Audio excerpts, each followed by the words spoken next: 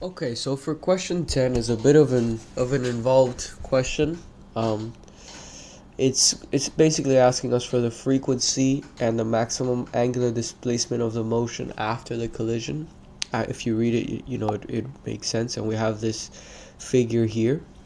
And basically, the first thing we're going to do is we're going to apply conservation of energy, mechanical conservation of energy, to find the velocity of mass A before the collision, right? This is like a pendulum looking thing, and it's gonna collide with that before. We're gonna try to find the velocity before the collision. Now, once the velocity is found, we're gonna apply the conservation of linear momentum in this direction to find the common velocity that the two masses will have immediately after the collision. So they're going to collide, they're going to come together, and then they're going to have a velocity going this way, and we're going to try to find that velocity as well, right? And then the final thing, we're gonna find the conservation of mechanical energy, so that ma is mass A is plus mass B. Okay, so let's start with the first thing, the conservation of mechanical energy. Conservation of mechanical energy before the collision is going to be this mgh half of mv squared. You basically solve for the velocity and you get the square root of 2gh, and that's going to be the velocity before the collision of ma, before the collision, right? Now to now for the linear momentum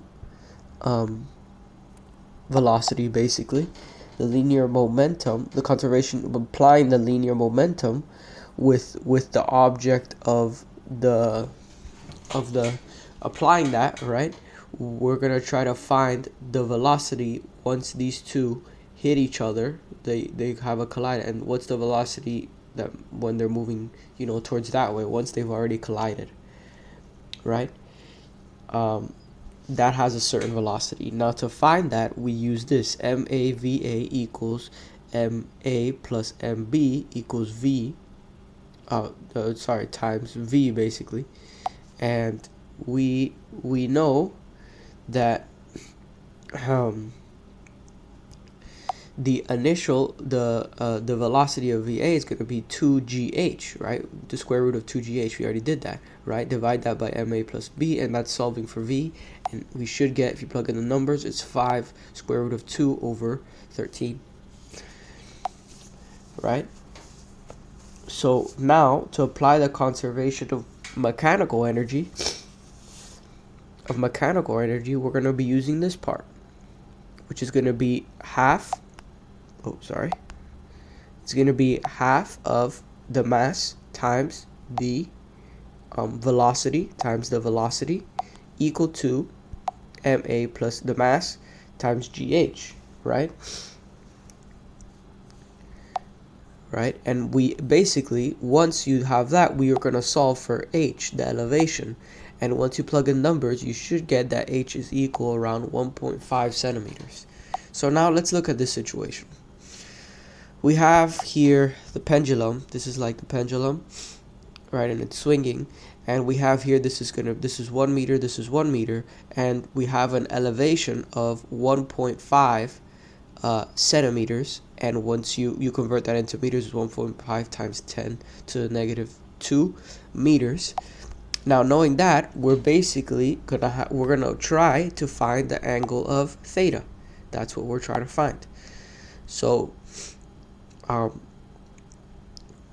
knowing the elevation here, we know this is 1, and we know this elevation here, it's 1 minus 1.5 times 10 to the negative 2 is going to be 0.985, really close to 1 but not quite there. And then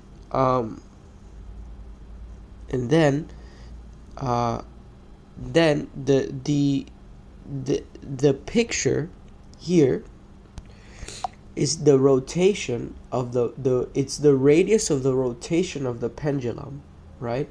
This is the radius of the rotation of the pendulum, and so that would be cosine of theta is equal to 1 cosine of theta is equal to 0.985. That's to find. Now, to solve for theta, you do the arc cosine of 0.985, and it should be around 0.1 radians. It's around there.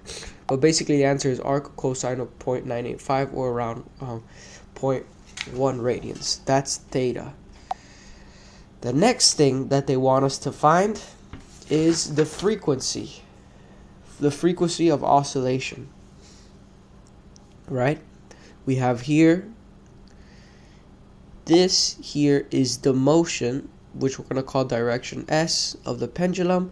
We have our normal force and the tension force, and we have here angle or angle of theta.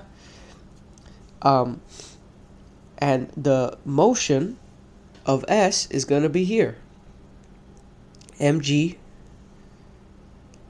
sine of theta. That's going to be right there, and it's going to be equal to the acceleration times m, right?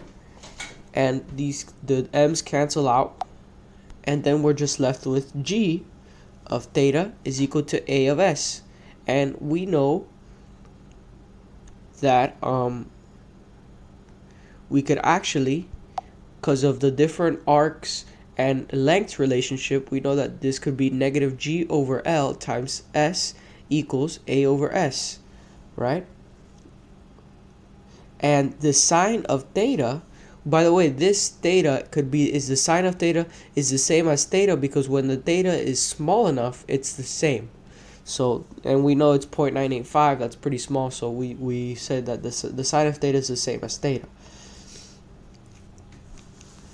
So now, working with that, we have this situation, negative GL times the x direction times the AS, right, the acceleration of AS. This is going to be in the negative direction because it's moving.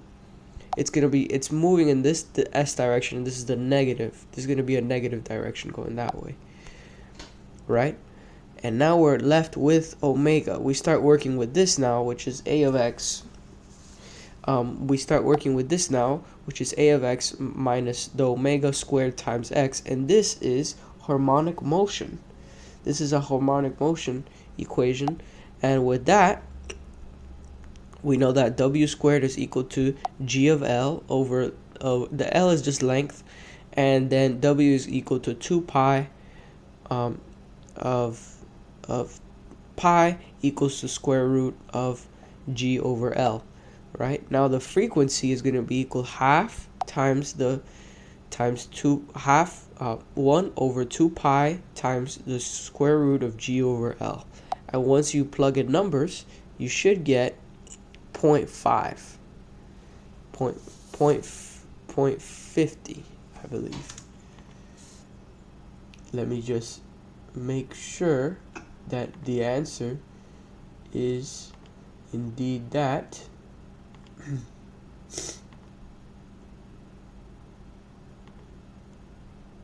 Yeah, it should be around 0.5 to negative 1.